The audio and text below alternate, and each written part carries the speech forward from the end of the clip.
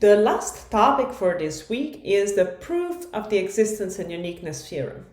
Let's first give a general overview of what we would like to see. So to rewind the existence and uniqueness theorem, you're taking an ODE, y prime equals f of t and y. You set it at 0 at 0.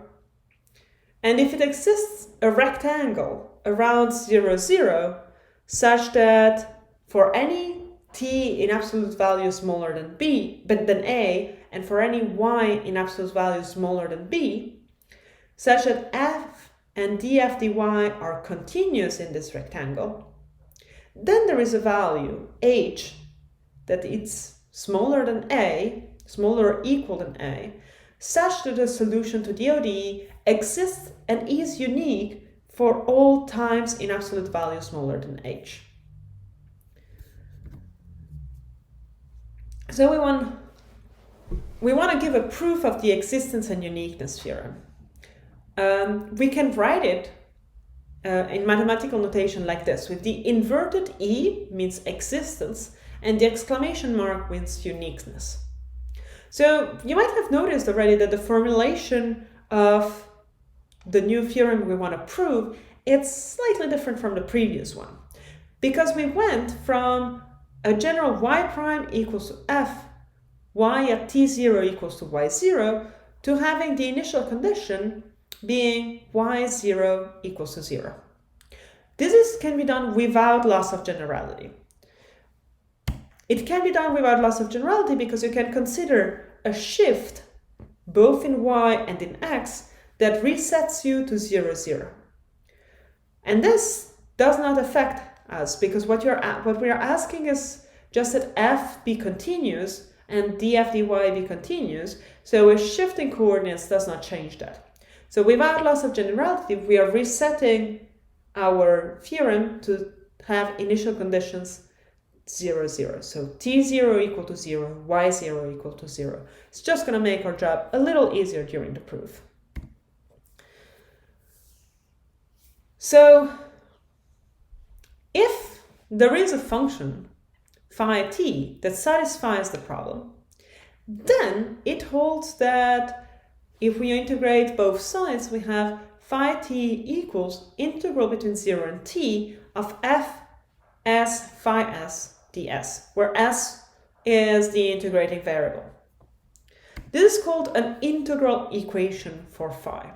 So there is a correspondence between differential equations and integral equations.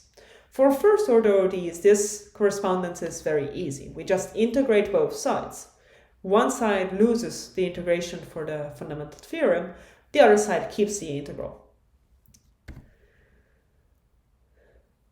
Does a solution for the integral equation exist? And here we do a trick. If we can build it, then it exists. And we're going to try to build this solution for the integral equation. We're going to try by first taking phi 0, an approximation of phi. We don't know nothing about phi, so we just take phi 0 equal to 0. The one thing we want is that it has to satisfy the initial condition. And phi 0 equal to 0 for all times does satisfy the initial condition. Then we create a sequence.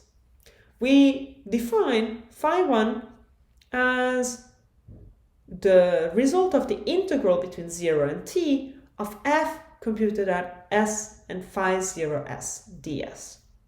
As you can see, we just replaced in the integral equation phi 0, but we don't expect the left-hand side to also be phi 0, so we call it phi 1. Then we take phi 1 inside the integral and we compute phi 2. Phi 3 is computed in the same way. In general, we compute phi n plus 1 as the integral from 0 to t of f computed at s and phi n. So for all n, if we have phi n, we can compute phi n plus 1. By construction, they all satisfy the initial condition. We say that a sequence converges if for some value k, phi k is equal to phi k plus 1 for all t.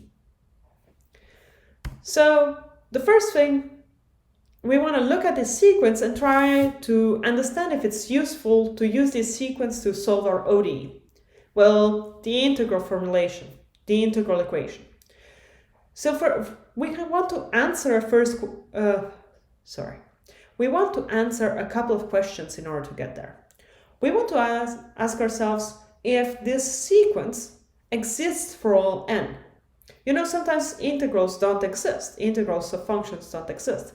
Do we have the reliability of being able to compute phi n for all n? After that, we want to wonder, does it converge? Does it get to a point in which it doesn't change anymore?